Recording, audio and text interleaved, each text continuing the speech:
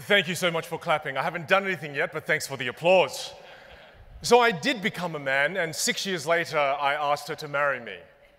And we had our first little boy just 8 weeks ago, hashtag first time dad. Yes. Yeah. He's still excited, the fool. But you see, this is the thing, like all dads, I had to take photos of my son so that he would mimic my favorite action hero, of course, Bruce Lee. 700 photos, I'm not even kidding. But we got the shot, and while that's up there, I'm just a proud dad, I have to tell you this. My wife was 6 months pregnant, and we were still struggling for a name.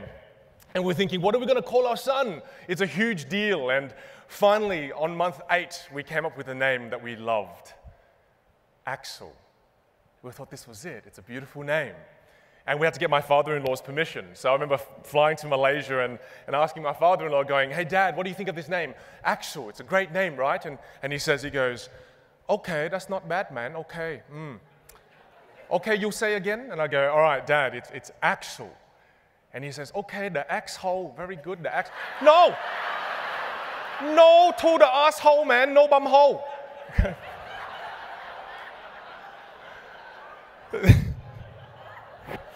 And just like that, Axel has become forever Axhole. So I do apologize to any Axholes in the room. My wife and I, we just literally moved to Los Angeles and we can't wait to furnish our home. We're actually going to be going to Ashley's to furnish our home. And this is the thing, the craziest thing was that I imagined myself telling my son this, and I'd imagine this is how he'd react. Dad memes for life. But you see, on that note, let's begin. I want to get a feel for the room. How many of you here know who I am and what I do precisely? Please do raise your hands. Thank you. Just about half the room. Very good. Now, let me give you some context for those of you who don't know who I am. 8 years ago, I had one of the most traumatic experiences of my life. I was in university studying accounting. Thank you. No, don't clap. It was a horrible experience. The degree was called Commerce and Law, and it was a 5-year degree. 4.5 years into the degree, imagine you're there. I come home, my parents in the lounge room, I come home and I say the following. I say, Mum, Dad, I love you very much. It's taken me 4.5 years to build the confidence to tell you this. I love you. I'd like to quit university. Asian parents love their degrees. So at this point, my mum starts strategically crying, and when my mum cries, my dad automatically gets pissed off. So Dad, I kid you not, my dad walks up to me, he rolls up his sleeves, and he rolls them all the way up, and he goes. So for those of you who don't know, that's what Bruce Lee does before he kicks your ass, right? So at this point, you recognize the signs of danger, and I said, Dad, don't do it, just wait. There's one more thing I need to tell you. Dad, do you remember that investment property you bought in 2001? And you said it was for me, for motivational purposes. Commercial Law 1 and 2 stated it was a verbal contract. It's come the time I'd like to sell it. Use $100,000 of your money to build a business on the internet to teach magic tricks. Yeah. Just to make sure we're all on the same page, just for a second, I've just told a 60-year-old Vietnamese man who's been through the wars on a boat for 2 weeks to find a new home to give this son of his an education. This son just told him he wanted to be Harry Potter, right? So my dad gets so angry he doesn't know what to do with himself. He looks at my mum who's crying for real now. So he freaks out, he walks over, he picks her up, and then they both walk into the kitchen. And you must understand, at this point, I'm thinking, why the kitchen? I do not understand why. Oh, right, knives. And I don't panic, I try to be calm, but then they whisper, and it freaks me out. And my imagination goes wild. I'm like, what are they saying in there? And this is what I'm thinking Dad's saying, something along the lines of this. Don't worry, honey. Don't worry, we kill this boy tonight, okay? Don't worry, okay, honey, tonight. We make another one, okay? Okay, don't worry. Okay, don't worry.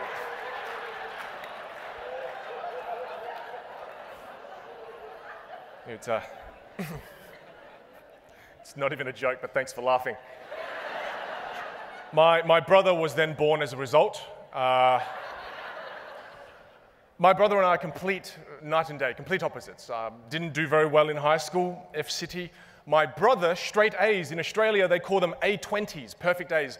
It's disgusting, nauseating. And get this. Now, my brother is he's in university now, studying medicine. What a jerk. So for a long time, I think my mum and dad felt like they had one son, my brother. But you know, I want to tell you what my mum and dad said when they came out, because they blew my mind. Very difficult to blow a magician's mind you, but they do. And you have to know one thing about my dad as well. He's the eldest of 7 brothers. And that's them right there. Dad's the one right in the middle in the black suit. Handsome, I know. The looks didn't generate past the next generation. It's tragic. But the crazy thing is he was one of the eldest brothers that made the decision to flee Vietnam, to leave everything behind, to try to find a new home for the children who weren't even born yet. He's a pretty cool leader like that. So my dad comes out, and he says to me, he goes, boy, I did not risk my life. I did not risk the lives of all your uncles and all your aunties, especially your mum and your grandparents. I didn't risk everybody's life to find a new home than to force you to do something you did not want to do. I tried to find a new home to give you the opportunity to do what you love. And if it's magic, son, that's okay. And then the most beautiful words he said then followed. He said, boy, in this life of yours, boy, you must jump as high as you can, and as long as I'm alive, son, I'll forever be your net. Thank you.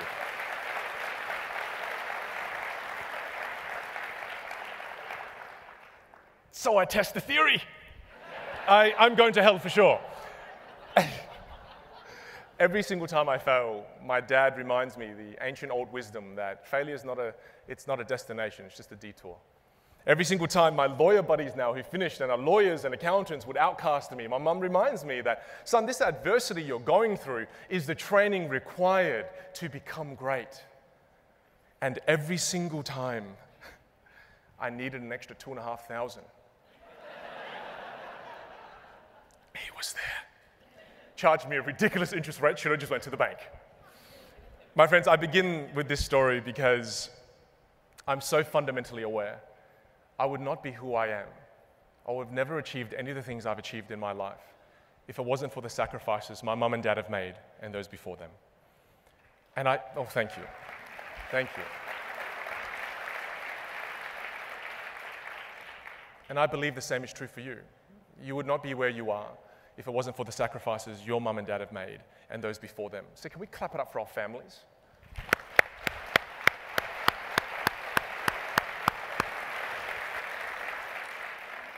I know what you're thinking. Did you sell the investment property? Yes, we did. Never lost so much money so quickly in my life. And that gave birth to Encyclopedia of Magic. And this is the online magic business where we teach magic online.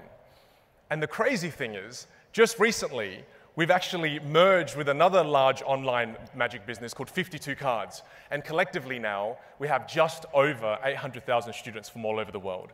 It's one of the reasons why we're awarded with Young Entrepreneur of the Year. Dad's got 2 sons again. I'm back in the game. In your face, younger brother. But you see, the wonderful thing about building Encyclopedia of Magic, joining with 52 Cards, and gradually being able to win this award was that I started to learn so many wonderful lessons that changed my life. And today I want to share with you 3 things that have completely changed my career as a speaker, and I know I can help you too.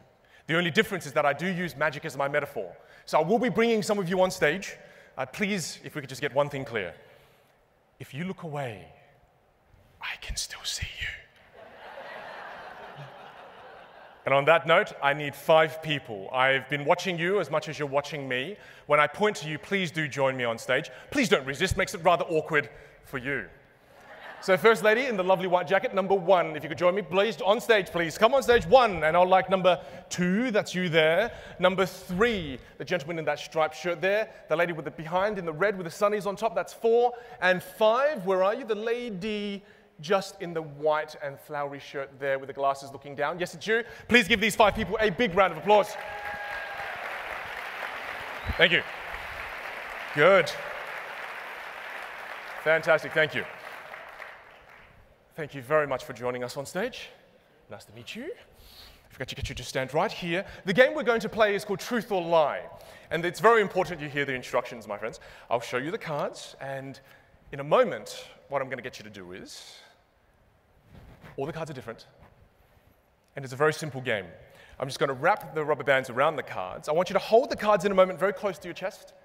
Lift the cards up. The first card you see is the first card you remember. Does that make sense? Don't think of the 10. It'll be too easy, okay?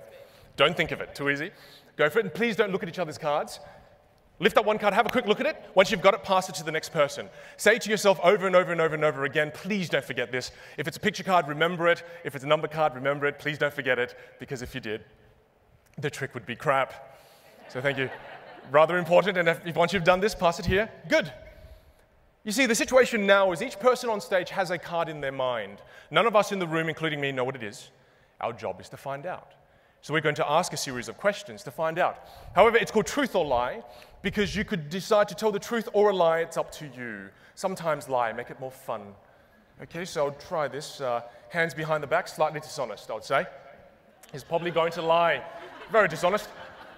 First question is, was it red or black? Red. Good, thank you. Was it red or black? Red. Red or black, sorry? Red. Thank you, very good. Was it red or black? Black. Good, red or black? Red. And? Black. Haven't asked you yet, but thank you. That's very good. And was yours odd or even? Slightly confused. Do you know what this means? It means it's probably a picture card, and she's not, yes, and it is. The smile gave it away. Good. So I think I know what yours is, so that's easy. Was yours odd or even? Odd. Red or black? Sometimes hard to remember lies, isn't it? Yes, okay. We'll stay there. Was yours a 5? No. Truth, okay? The shoulders tend to give it away, hunching of the shoulders. Was yours a 9? No. Was it a 3? No. Was it a 5? No. Whoa. You're very good at, very strong. It'd be very scary to be in a relationship with you. You're very, just no means no, Vin. You're very good. Could you face the audience, please? I'm going to name the cards from ace through to king. If your card was a 6, which none of them are, but if it was a 6, as I get closer to the 6, you'll do something to give it away. Most go slightly constipated in the face. Yeah. So if we get the camera fixated on the 5, please, and face the audience so it creates more pressure, obviously. Don't look at me. Starting from ace, 2, 3, 4, 5. What? That was a lie. 6, 7, 8, 9, 10, Jack, Queen, King. Thank you very much for that. I will name 5 cards. Please do not react if you hear your card. Please do not react. 2 of hearts, 7 of clubs, Jack of clubs, Queen of diamonds, Ace of spades. If I named your card, walk back to your seat now. Do not lie. No lying. Big round of applause for the 5. Thank you very much indeed. Good.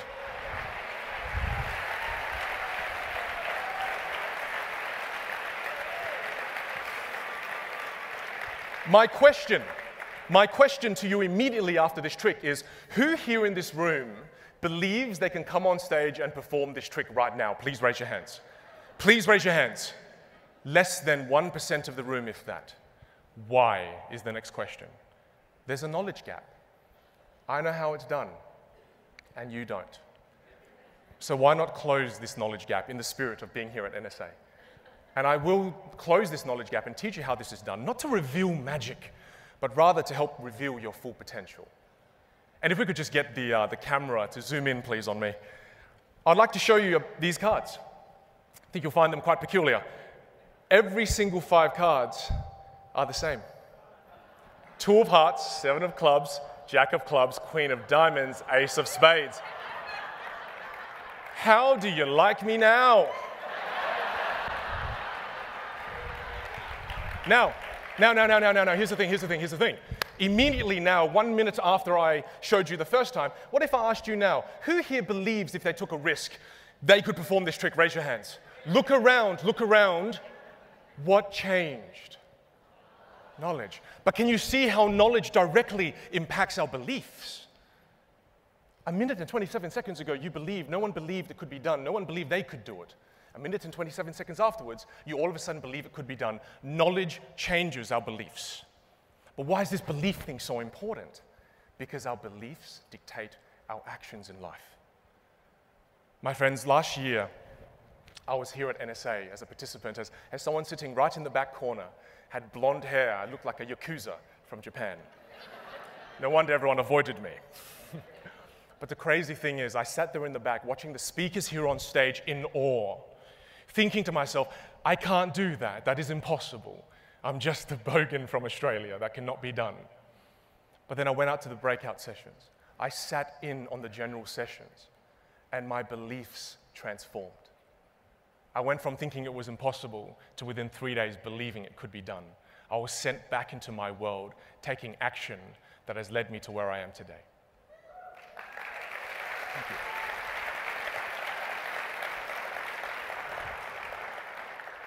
And just like that nursery rhyme in the children's book, if I can do it, you can too. The next thing I'd like to share with you, something I hold very deep to my heart, I need a very specific person. So please do join me on this. Please got to get everybody in the room to think of a number between, say, 1 and 10. Just get it in your head nice and clear. If you're thinking of the number 7, please stand. Please don't lie, please stand. Thank you, good. The people who are thinking of the number 7, you are still in the game. So I need you to think of another number between 1 and 10. Not 7, but get one that feels right for you, okay? And if you're thinking of the number 3, stay standing. Stay standing if you're thinking of the number 3. Stay standing, look around. These are the most predictable people in the room. Very good. Now, I'm just going to bring somebody up, but there's a qualifying question. The gentleman here in the green, question, what's your favorite color? Nice and loud.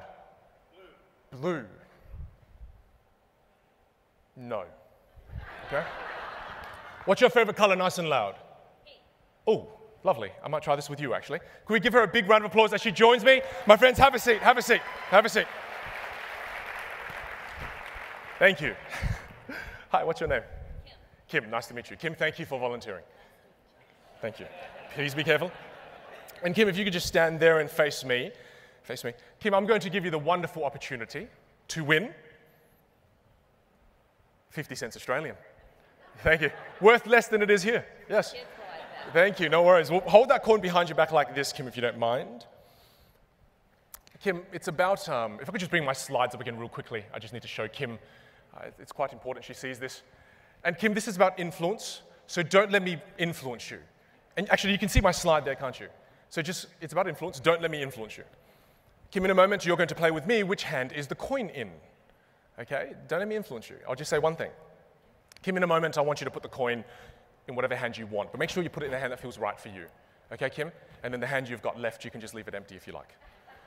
Good. So, Kim, make your decision, please, if you don't mind. I won't look, and just bring your hands forward like this. Make it very secretively behind your back so even people behind can't see, and then bring your hands forward. Can you do that for me now? Thank you. You happy? Free choice? Happy with that? Yeah. So you know what she's thinking? He's telling me to put it in my right hand. Did you hear what I said? Put the coin in the hand that feels right, and leave the hand that's left empty. But what did I say before that? Don't let me influence you. So she's thinking, bugger that, I'll put it in the left. It's exactly what she does. Could you open your left, please? Yes? Yes, that's 1 out of 4. Good, that's good. Behind your back, Kim, behind your back, good. You are perfect for this, Kim. Thank you. This is great. So, Kim, here's the thing. If people put it in their left hand, say you put it in your left hand, what do you think most people do now, out loud? What do you think they do? Put it in the right. Good. That's what you would do. That's not what most people would do. You'd put it in your right. But you don't have to do that. You just stick to what feels right, obviously. Okay? Free choice. Secretive as you can. So if the people behind that, bring your hands forward, please, if you don't mind. And Kim, this is a free choice. Are you happy with it being a free choice? So you know what she's thinking now. He said, do what feels right again. Vin is bluffing. And then it becomes a bit complex. She goes, but wait, could it be one of those double bluffs? And she sometimes freaks out and goes, no, could it be one of those legendary triple bluffs? No one knows what a triple bluff is. So you know what she does at this point? She keeps it in the left. Open your left. Yes, good. That's 2 out of 4. Good behind your back. Good. You are so good at this game, Kim. This is great. Okay. So, Kim, the most statistically improbable thing most people think about is they think, I'll put it in the left 4 times in a row. Yes, and that's what you're going to do. So you can do that, or you can change. Okay? Because, Kim, something interesting happens to human beings. The more we go left, do you know what happens? The more we start to think, I just want to try right once. Do you know what I mean? I just want to give it a go. Yeah. You don't have to. Yeah. You can't get this wrong. You can only get this left. So please make your own decision. Bring your hands forward, please. And face the audience like this. Kim, you have a choice at this point. You cross your right hand over the left or your left over the right. Oh, interesting. All the way through. All the way through. Cross all the way through. Yeah, good. I'm going to show, no reaction. See that top hand? The top hand is not as obvious as you see this bottom hand here. That bottom hand is what they call the guilty hand. But she's played this game before. She's played this game before. She has to, this time, put it in the right. Could you open your right, which is the top one? Yes, it was. Thank you, Kim. Good. Okay, this is fantastic. Kim, because you're so good at this, for the last one, I'm just going to tell you what you're going to do. Okay? So, Kim, it is absolutely inevitable. You will put it in the right. So catch me out and put it in the left. Okay? Does that make sense? So, but it's free choice. Make a decision, bring your hands forward. The people behind, you cannot see what hand she puts it in, is that fair? So could I just get you to turn and face them for a moment? You see, this last one is inevitable. I've played this game thousands of times. The last one must be the left. Yes, it was 4 times. I'm so sorry, Kim. No 50 cents for you. Give her a big round of applause. I'm so sorry. Thank you so much. You're amazing. Oh, Kim. You can keep that. Good luck. Thank you. Big round of applause.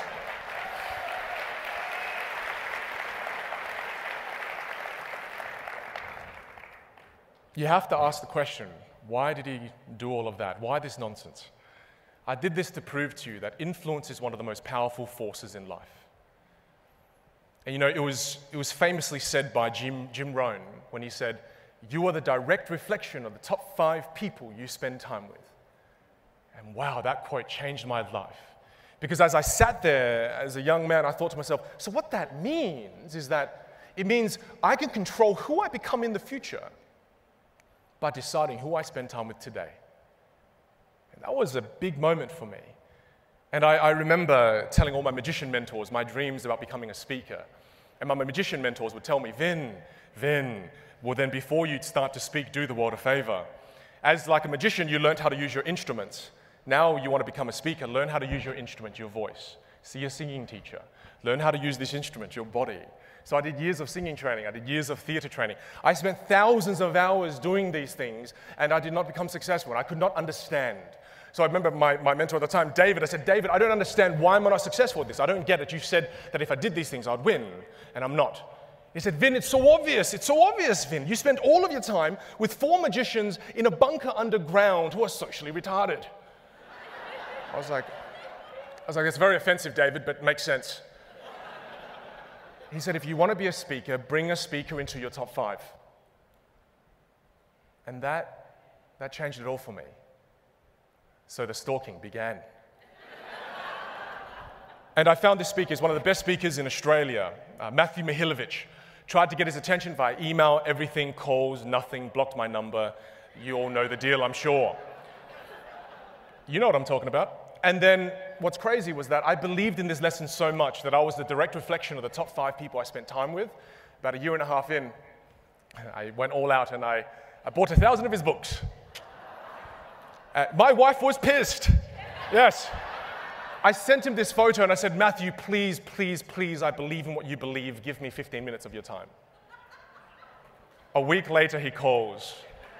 And I knew because I had his number, right? Yeah. Yes. And I kid you not, the call went like this. It was like, ring once, Matthew. He's slightly freaked out. I kid you not, this is what he said. He goes, Vin, you cheeky bastard. Next week, 1 hour. We've become best friends. I'm here on this stage because he started me on a journey that I could not start on my own.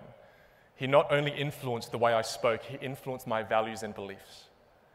And you know, this is another lesson that ties into NSA right here, right now. I came here not knowing anyone last year. I sat in the back, just super tragic loner. And I saw a speaker on stage. On the streets, they call him the man bun, otherwise known as Scott Stratton. And I watched him from the back, yes, woo! And I was watching from the back and I was like, that man needs to be my friend. And I found ways to add value to Scott and we've become friends. He's changed my life. He's helped me learn the way of being a speaker, being generous, being kind. And on top of learning from Scott, who is a wonderful speaker, I've also been able to connect with so many other wonderful speakers because of NSA. I've been able to connect with Peter Sheen. I've been able to connect with Josh Linkner, Mel Robbins, Amanda Lindhout. My friends, don't try to achieve all of this and everything you're trying to do on your own. We are better together. You're the direct reflection of the top 5 people you spend time with. You can choose who you become in the future by deciding who you spend time with now. Who's going to be in your top 5 post-NSA? I already got my next 5 planned. Look out. There's one more thing I wanted to share with you. You know, being a magician, I obsess over magic. Because every time I perform magic, it creates a moment of wonder, a moment of astonishment. And I've always wished that I could recreate that astonishment and that wonder in my life, in my personal life, in my professional life. I wish that there was a way. And I tried my whole life to try to find this answer. And I've tried for years with no success. But then another magician had already discovered the answer to this. His name's Teller, from Penn and Teller, the mute one. He actually is a very intelligent person and he speaks very well. And Teller said one thing that made it all make sense. So how can you recreate what magicians can create, that experience, that wonder in your life?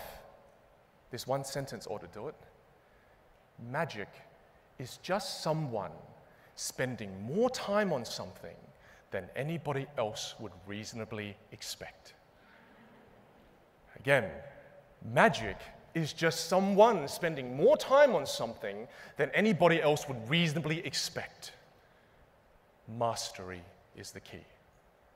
The thousands of hours I spent in the theater, the thousands of hours with the singing teacher, the thousands of hours performing as a magician, the stage time, has created who I am today. My friends, there are 3 things today. It is knowledge that will unlock your mind. You know the next one. Do you remember it? It is the people that you spend time with that will unlock your full potential. And the final one, it is through mastery that one accomplishes the impossible. Good luck, my friends. Thank you very much.